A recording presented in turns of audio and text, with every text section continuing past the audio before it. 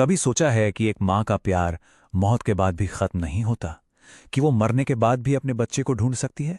आज हम बेलपुर गांव की एक ऐसी ही रूह कपा देने वाली कहानी में उतरने वाले हैं, जहां एक गर्भवती की आत्मा आज भी भटक रही है अपने बच्चे और इंसाफ के लिए। तो कहानी का जो दिल है वो इसी एक सवाल में छिपा है। एक ऐसा सवाल जो बेलपुर की रातों में आज भी गूंजता है। ये सिर्फ एक सवाल नहीं, ये एक किंवदंती है जिसके पीछे एक बहुत ही दर्दनाक हकीकत छिपी है। चलिए इस कहानी की परतों को खोलते हैं। तो चलिए सबसे पहले बात करते हैं उस जगह की, बेलपुर की।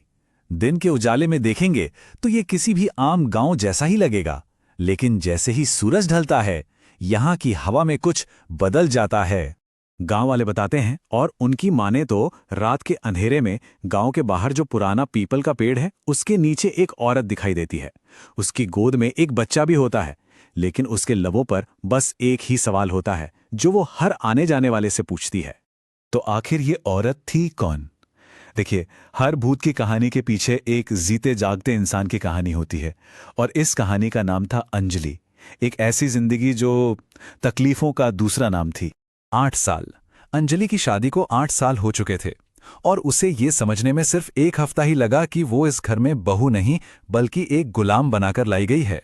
और जब कई सालों तक घर में बच्चे की किलकारी नहीं गूंजी तो अंजलि को एक नाम मिल गया, बांझ।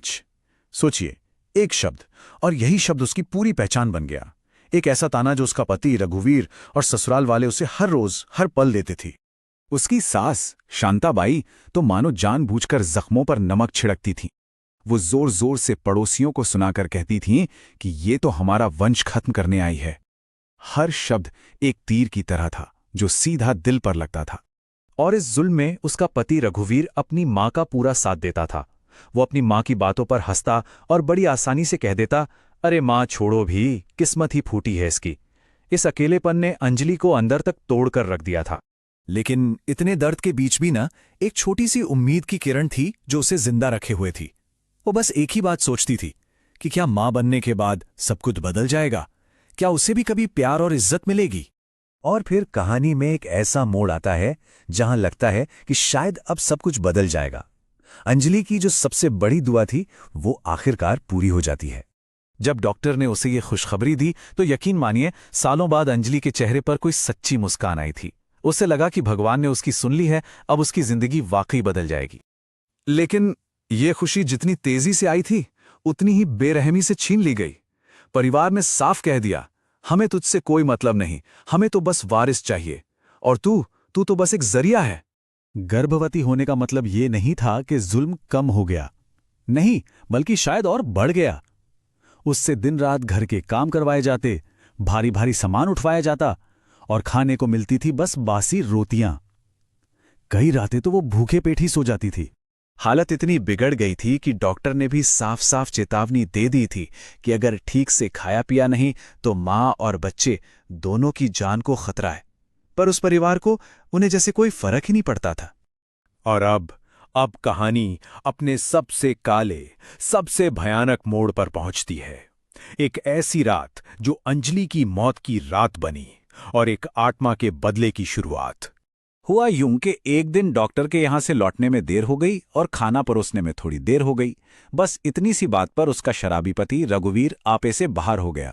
उसने अंजलि को मारना पीटना शुरू कर दिया, और सबसे खौफनाक बात, उसके सास ससुर वो बस चुपचाप खड़े होकर ये सब देखते रहे।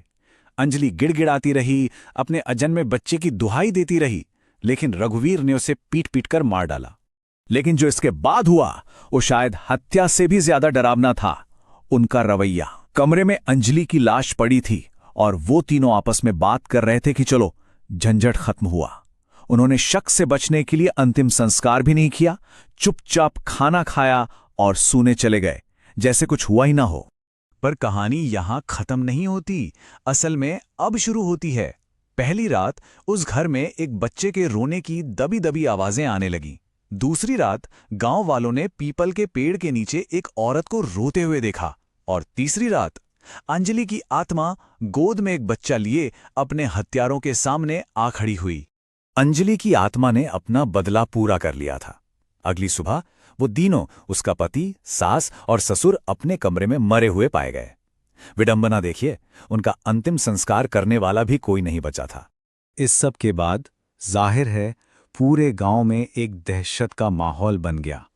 गांव वालों ने मिलकर हरिदास बाबा नाम के एक तांत्रिक को बुलाया। बाबा ने पुष्टि की कि ये अंजलि की ही आत्मा है और कहा कि एक गर्भवती आत्मा की शांति के लिए उसका विधि विधान से अंतिम संस्कार करना जरूरी है। खेत में दफनाई गई अंजलि की लाश को बाहर निकाला गया और मां, बच्चे दोनों को मुखाग्नि दी गई। सबको लगा चलो अब शांति हो जाएगी, पर ऐसा हुआ नहीं। आज भी उस खेत की उस जगह पर जहां अंजलि को दफनाया गया था, हवा अचानक बर्फीली हो जाती है और कहते हैं कि उस खामोशी में से आज भी एक साया उभरता है। और वो साया आज भी वही एक सवाल पूछता है, मेरा बच्चा कहाँ है?